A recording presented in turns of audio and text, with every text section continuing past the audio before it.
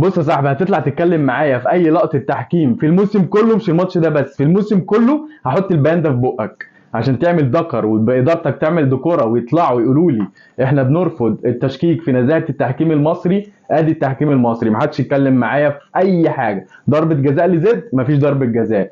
جون فاول لينا، جون فاول لينا عادي، وانا هقبل باي حاجه. محدش يتكلم معايا في تحكيم خالص خالص خالص. انت اللي زنقت نفسك في الحته دي، فما تجيش تتكلم معايا في اي واقع التحكيم وتقول لي 45 دوري حرام و45 دوري حلال.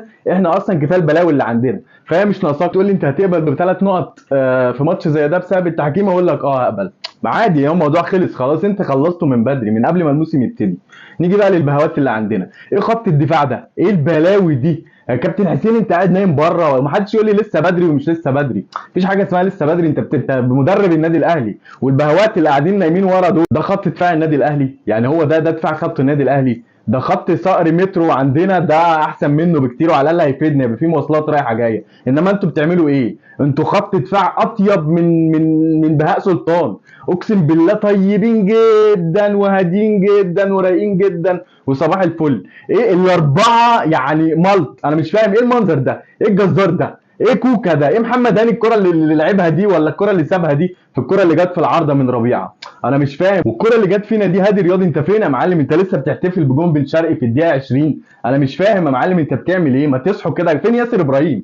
انا عايز افهم فين ياسر ابراهيم. هتفهم شويه كوكا ان هو بيلعب باك شمال عشان البهوات التانيين مصابين ربنا يشفيهم. طيب بالنسبه لهادي رياض ده ايه يا جماعه؟ بالنسبه للجزار ايه يا جماعه؟ يا جماعه بلاش كده. احنا لو بنلاعب فرقه واقفه على رجليها قسما بالله وعندها حد بيخلص، قسما بالله ياكلوا علينا عيش وهيبوظونا، هنترقع 3 4 مستريح. مش ده دفاع النادي الاهلي. احنا بنلعب على بطولات الموسم كله السنه دي، مش هينفع نجلي بطوله في اي حاجه في الموسم ده. يا جماعه انتوا بتعملوا ايه؟ كابتن حسين انت نايم بره، كابتن وائل ما تصحيه ولا شوف الدنيا فيها ايه؟ وايه التشكيل ده؟ انا مش عارف برضه. طاهر، هو طاهر ليه اسهم في النادي؟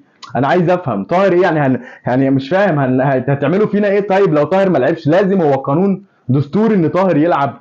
ما فين يا باشا حسين الشحات؟ فين؟ بص دي شايف احمد رضا وعمر الساعي، دول ما يقعدوش تاني بجد والله. ما فيش لعيب في الفرقه فايق. ما يمكن شويه اشرف بن شرقي وبن جديده لما نزل، وعمر الساعي واحمد رضا لما نزلوا فوقوا لك الملعب شويه. يا جماعه ازاي؟ انا مش فاهم بصراحه. تلعب بمنصف بكرار، منصف بكرار مش سترايكر. ده طول عمره في الفيديوهات اللي شفناها له بره بيلعب شادو سترايكر. عندك اقطاي عبد الله وعندك بن جديده، ما يلعبوش ليه؟ وطاهر برضو بيلعب ليه برضو؟ انا مش فاهم. يا عم الحاج بقى ارحمونا، ارحمونا. مش كده، احنا مش في حمل ان يحصل فينا حاجه زي الموسم اللي فاتت. بجد حرام والله العظيم. كسبنا بس مش هو ده النادي الاهلي، مش هو ده اداء النادي الاهلي. يعني يا جماعه يعني ارحمونا شويه.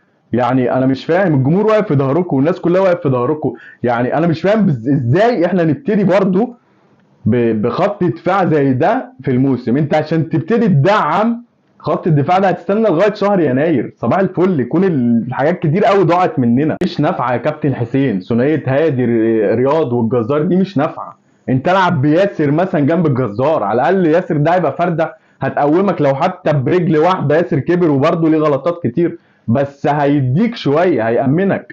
قسما بالله اي فرقه بتلعب كوره زي بيراميدز ولا المصري ولا حتى طلائع الجيش اللي متصدرين معاك ولعبتنا على الشوارع اللي عندنا ورا دي، هنروح في 60 داهيه اقسم بالله. فلازم نصحى كده ونركز. يعني احنا فيها. فربنا يستر. مبروك للنادي الاهلي وجماهيره، 3 نقط مهمين، بس مش ده الماتش اللي هنبني عليه مستوانا للموسم. لا زد ما جاش. وانتوا معلش مع احترامي، انتوا بتخلوا فرق زي دي، الماتشات دي اللي بتضيع البطولات، الماتشات والنقط دي اللي بتضيع الدوري. بتخلوا فرق مع احترامي اقل منكم بكتير جدا بتتصيط على قفاكم. انت النادي الاهلي، اصحى.